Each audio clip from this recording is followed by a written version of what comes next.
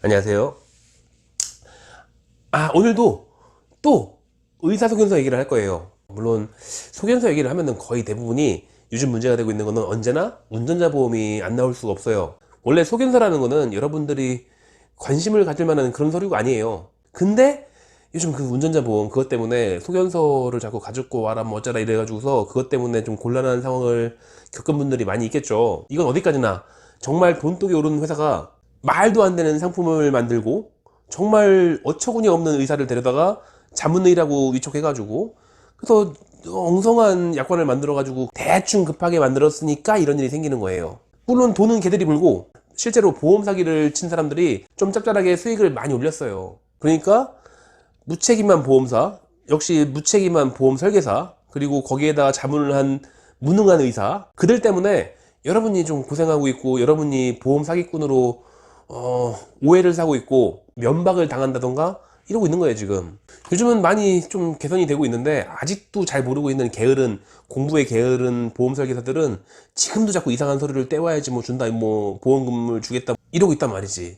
그래서 오늘은 정말로 의사소견서가 뭔지 그리고 그게 어떻게 정당하게 사용되는 건지 예시를 들고 원래 무료가 정상인데 어째서 그게 돈을 받는 데가 있는 건지 그 돈의 비용이 각 병원마다 다른 건지 또는 돈을 준다고 하는데도 불구하고 의사소견서를 절대 발급해 줄 수 없다고 하는 병원이 있는 이유가 뭔지 그리고 이런 혼란한 와중에 그나마 이 상황을 바로잡기 위한 보험사의 노력들 그런 얘기를 좀 해볼게요. 이건 의사소견서 때문에 면박을 당했던 그 보험 가입자분들 그리고 아직도 상황 파악을 못하고 있는 게으른 보험 설계사분들 그리고 아직은 재학 중인 지금은 의사가 아닌 하지만 불과 몇 개월 지나면은 앞으로 의사소견서를 써줘야 될 의치한 대학생 재학생들 졸업반들 그렇게 세 그룹이 잠깐 짬을 내서 받으시면 좀 도움이 될 것 같아요.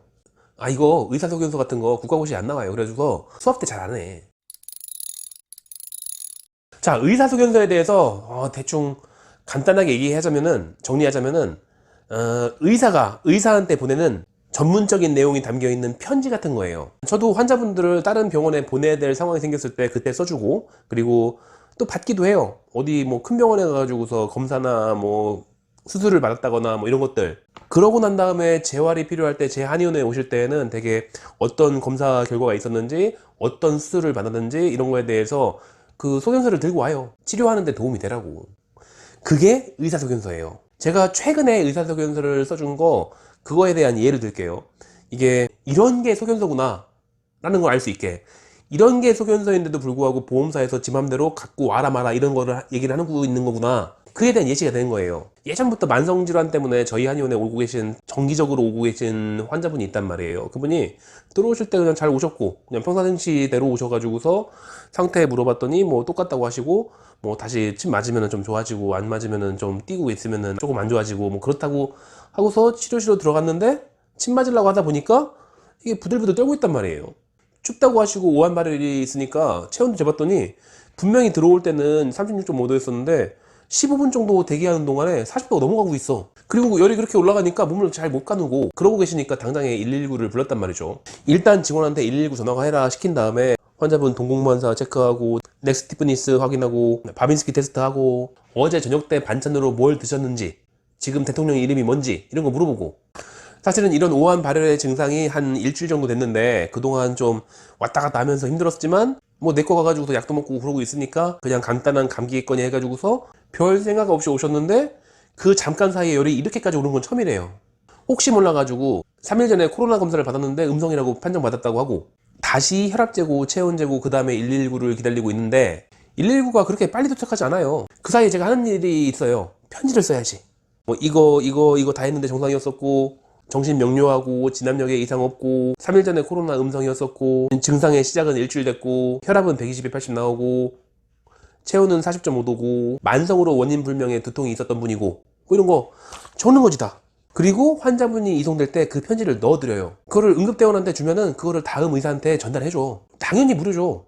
이 환자는 이제 근처에 있는 응급센터 어딘가 갈 거예요. 아마도 이 근처에는 대학병원이 많이 있어가지고 대학병원 응급실로 갈 가능성이 높아요. 도착하면은 앰뷸런스가 도착하면 또 인턴들 튀어나와가지고서 뭐 혈압 재고 뭐 체온 재고 그러고 있겠지 아마도. 잘할게요. 지금 가을이니까 가을에 인턴은 잘해요. 잘할 줄 알아. 가을 인턴은 3월에 인턴하고 달라. 그런데 적어도 내가 뭔가 써준 편지가 있다면은 이 환자가 도착했을 때 앰뷸런스에 내리기 전부터 이미 물어볼 만한 내용을 다시 한번 볼 수 있잖아. 이 사람한테 무슨 일이 있었는지에 대해서 한 줄에서 두 줄 사이로 간결하게 써줬으니까. 혹은 환자분이 도착하셨을 때 환자분이 고열이었으니까, 환자분이 열이 높았으니까 도착하셨을 때 정신을 잃거나 했을지도 모르지. 그럼 그 환자에 대한 얘기를 누가 해줄게요? 그러니까 써주는 거예요. 환자분의 다음 치료를 위해서. 그게 소견서. 당연히 기본적인 병명이나 코드가 적혀요. 이런 게 다 무료예요. 원래 진단서에는 병명이나 코드가 들어가면 돈을 받잖아요. 그 진단서가 아니라고 할지라도 뭐 간단한 서류라고 할지라도 병명이나 코드가 들어가면은 책임을 져야 되기 때문에 돈을 받아요. 모든 병원이. 근데 소견서는 아니야. 안 받아요. 내가 보던 환자를 보내면서 이 환자를 잘 봐달라고 그렇게 편지를 써주는 건데 그걸 갖다 돈 받는 의사가 어딨어? 안 받지. 의료계에서는 이렇게 정해져 있는 그 시스템이 있어요. 그리고 그 시스템은 의료인들만 이용하는 거야. 이런 서류는 환자 개인정보 동의 뭐 이딴 것도 다 필요 없어요. 환자분이 지금 연락 가지고서 뭐 이러고 있는데 아니 환자분의 정보를 지금 써가지고 다음 응급실에다 보내려고 하니까 본인의 이름이나 인적사항이나 이런 것들을 적어가지고 보낸다는 거에 대해서 허가하겠다는 사인을 좀 해주세요. 그거 안 해주시면은 제가 못 보내요 이거를. 이럴 순 없잖아요. 그래서 이런 서류만큼은 그런 것도 다 치유회복권이 되는 거예요. 당연히 이런 시스템은 환자의 치료를 위해서 존재하는 거예요. 근데 보험사에서 가만히 보니까 뭔가 좀 이상하단 말이야. 보험사에서 뭔가 상품을 만들 때에는 어떤 서류가 필요할 때가 많은데 그 서류는 대개가 진단서예요. 진단서는 어느 병원이나 대충 2만 원 정도를 받죠. 그러니까 비싸.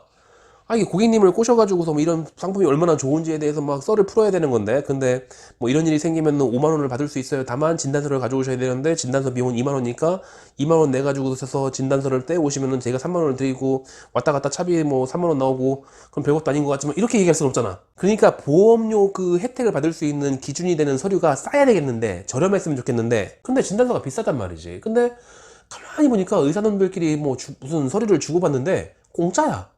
심지어는 내용을 보면은 그 내용에는 진단서의 기본 내용이 뭐 코드니 병명이니 언제 발생했는지 이런 다 적혀 있고, 그리고 별의 별 내용이 환자에 대한 모든 내용이 다 적혔어. 좋다 이거. 그래서 이런 식으로 보험사가 뭐 상품만 만들었다 하면은 무조건 소견서를 떼오라고 해요. 공짜였으니까.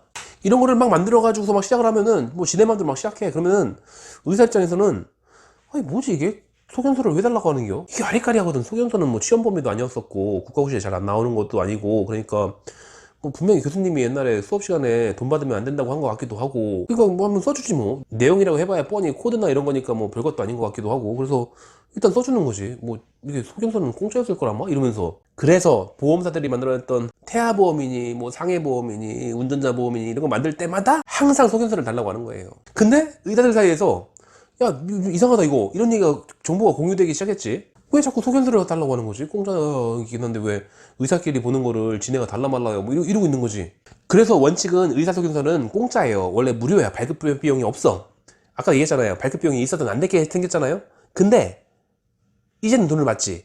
왜냐면은 원래의 목적대로 의사한테로 갈 때에는 당연히 무료겠지만, 여러분들이 의사소견서를 달라고 할 때는 의사가 아니잖아. 그러니까 결국에는 진단서를 떼오라는 거를 보험사 말에 속아가지고서 소견서를 떼오라고 그렇게 들은 거지. 그러니까 대부분의 병원에서는 이름은 소견서이지만 실제 내용은 진단서에 해당되기 때문에, 그래서 진단서 비용을 받는 거예요. 그래서 병원에서 각 병원마다 정해져 있는 그 진단서 비용만큼 나오는 거야. 원래는 무료인 소견서임에도 불구하고.